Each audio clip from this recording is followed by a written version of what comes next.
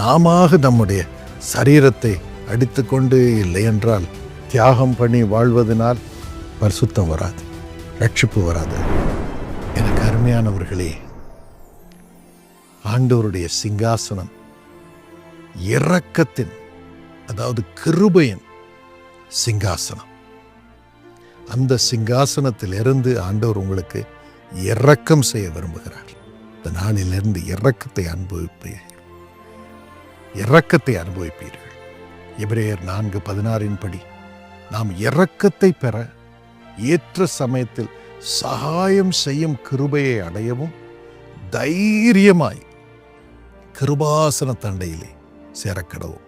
கிருபாசனம் என்றால் thrown of grace, கிருபையின் சிங்காசனம். கிருபையின் சிங்காசனத்தில் ஆண்டவர் உட்கார்ந்திருக்கிறார். நமக்கு இரக்கத்தை காட்டு, இரக்கத்தை காட்டு, இரக்கத்தை காட்டு. அந்த இரக்கத்தினால் பிழைக்கிறோம். அந்த இரக்கத்தை நீங்கள் இன்று அனுபவிப்பீர்கள். ஆண்டவருடைய கிருபையின் சிங்காசனத்தில் இருந்து என்ன இரக்கம் வருகிறது, என்ன கிருபை வருகிறது? முதலாவதாக ரட்சிப்பு வருகிறது, பரிசுத்தம் வருகிறது. எபேசியர் 2:8-9 வாசித்து பாருங்கள். கிருபையினாலே விசுவாசத்தை கொண்டு ரட்சிக்கப்பட்டீர்கள். இது தேவனுடைய ஈவு. It's a gift. ஒருவரும் தங்களுடைய ஆவியின் மூலமாக தங்களையே பரிசுத்தமாக்கிக் கொள்ள முடியாது. ஏதோ நன்மை செய்து எல்லாருக்கும் உதவி செய்வதனால் பரிசுத்தமும் வராது, ரட்சிப்பும் வராது, மறுரூபமும் அவர் வாழ்க்கையில வராது. ஏதோ காசு கொடுத்தா ஒருவேளை காசு திரும்ப வரும். கொடுங்கள், அப்பொழுது உங்களுக்கு கொடுக்கப்படும். ஆனால் பரிசுத்தம், சுத்திகரிப்பு, பாவத்திலிருந்து விடுதலை தேவனுடைய ஈவு. நாமாக நம்முடைய சரீரத்தை அடித்து கொண்டு இல்லை என்றால் நம்ம தியாகம் பண்ணி வாழ்வதனால் பரிசுத்தம் வராது, ரட்சிப்பு வராது.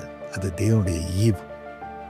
நம்ம ஒன்றும் செய்ய முடியாது. அதுக்கு ரட்சிப்பு பெறுவதற்கு, இயேசுவை போல மாறுவதற்கு, பரிசுத்தமாய் மாறுவதற்கு மனிதனால் தானாக ஒன்றையும் செய்ய முடியாது.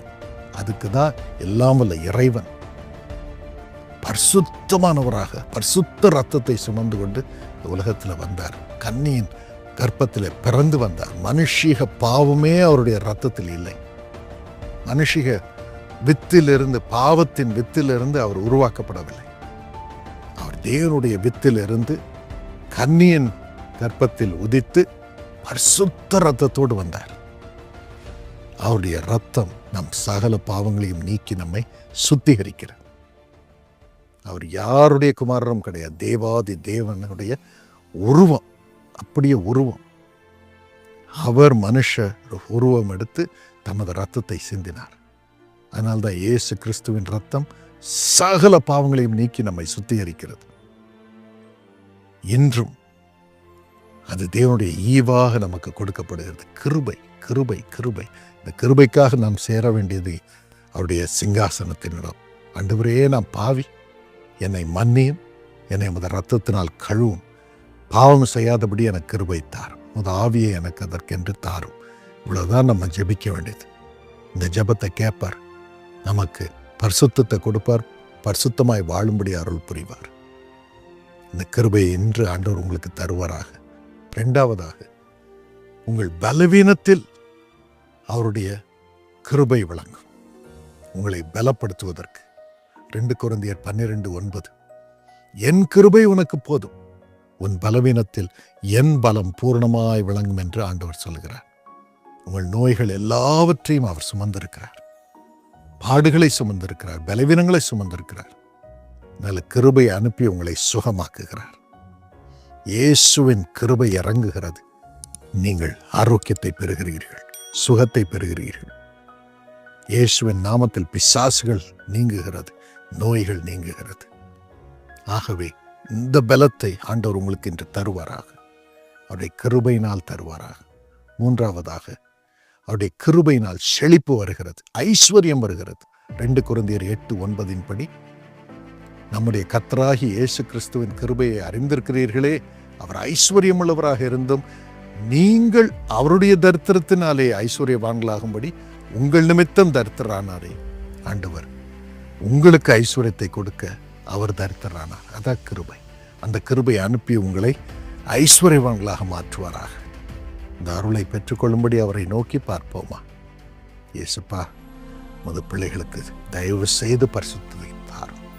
அவர்களுடைய நீதி நிமித்தமல்ல, உமது இரக்கத்தின்படி, கிருபையின்படி அவளை பரிசுத்தம் மனம் மாற்றும், புதிதாக்கும், பாவ பழக்கங்களை நீக்கும், சரீர சுகவீனத்தை நீக்கும் இயேசுப்பா, சுகமாக்கும் இயேசுப்பா.